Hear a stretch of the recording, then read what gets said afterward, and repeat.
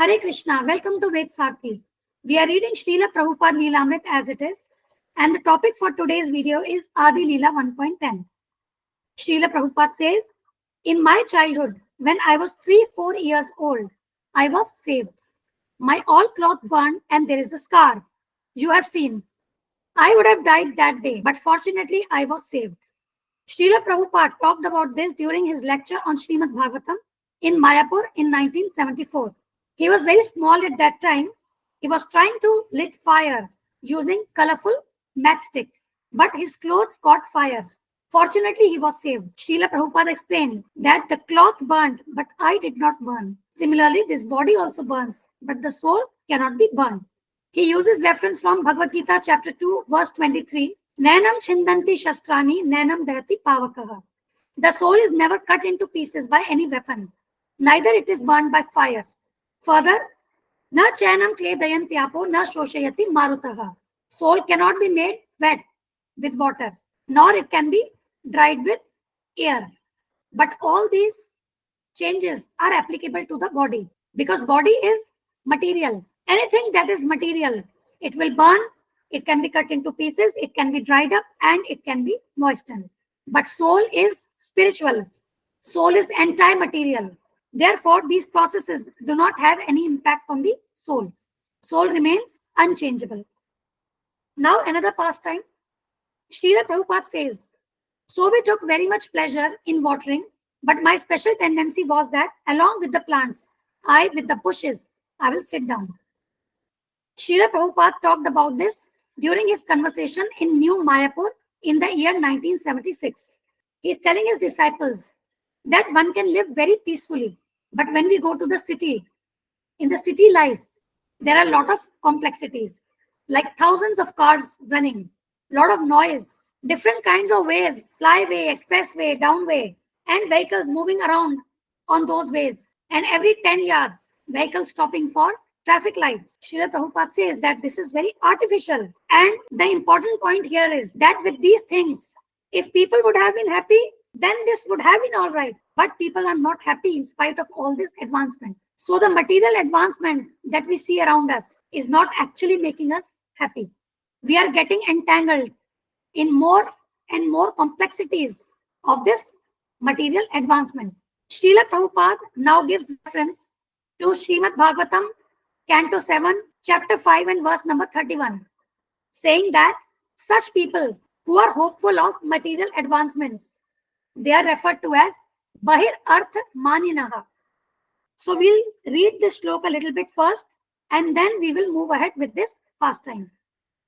The shlok goes like this. Na te viduhu swartagatim hi vishnun durashaya ye bahir arthmaninaha andha yathandher upniya manasa te pishatantriyam urudam nibadhaha.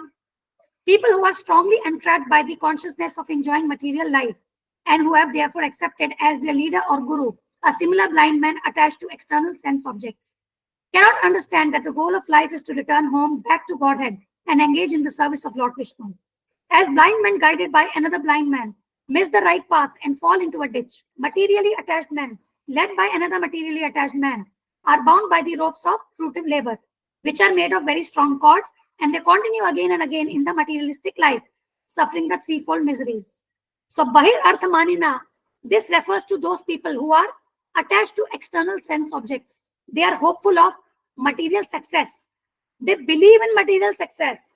They feel that they will get all the happiness by advancement of material civilization. But the sad part is that these people, they are unaware of the real goal of life, which is to engage in the service of Lord Vishnu and to return home back to Godhead. Such men are compared with blind men. And such blind men, they accept a similar blind man as the leader or guru. And just like a blind man can miss the right path and fall into a ditch, similarly, these materially attached men, they fall into the ditch of this material world. They are bound by the ropes of fruitive labor. And they continue again and again in this materialistic life, accepting different bodies and suffering the threefold miseries given by material nature. Now we go back and read the pastime further. Srila Prabhupada's disciple, Bhagwan Das, He says that the devotees are talking how nice it was to sit outside with you and chant and hear you speak tonight. I remember the last time I was in New Vrindavan many years ago when I first became a devotee. You were sitting outside giving some lectures, series of lectures on Vyasdev and the Srimad Bhagavatam. And while replying to his disciples, Srila Prabhupada says that I like this life from my very childhood. And on our roof, there were trees, plants, flower plants. And we all grandchildren used to water it. We used to take sprinkling can, and together we used to have a lot of pleasure in watering these plants. So Srila Prabhupada, from his childhood, was very close to the nature.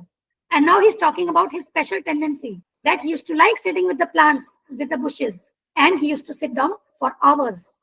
Similarly, in his maternal uncle's house also, he used to do the same thing. So the learning here is when we lead a simple life, simple Krishna conscious life, and we do not exploit nature, instead we live in harmony with the nature, then we can lead a very peaceful and happy life. Whereas today's material civilization, where we have made so much progress in science and technology, still we are not happy because we are getting more and more entangled. We solve one problem, but the solution that we implement, that gives rise to multiple problems. Then again, we are engaged in solving those problems. Just like if we take the example of this car, what is the purpose of car? The purpose is that we reach our destination fast as compared to bullock cart or, a horse cart. But what is happening today? There are so many cars, there is noise pollution, there is air pollution. We are depleting the resources of Mother Nature. And there is so much of traffic. People are fed up with this city life. They want to go and stay in farmhouses in the outskirts. So that means back to nature. So what does this imply? That this advancement is actually not giving happiness to people. People are more relaxed, more happy when they are closer to the nature. So what is the use of this material civilization, which is bereft of the real goal of life? So our learning is that we are not this body, we are spirit souls. So why we are focusing on advancement on bodily platform in material life? And that is actually not advancement. Why? Because body is perishable.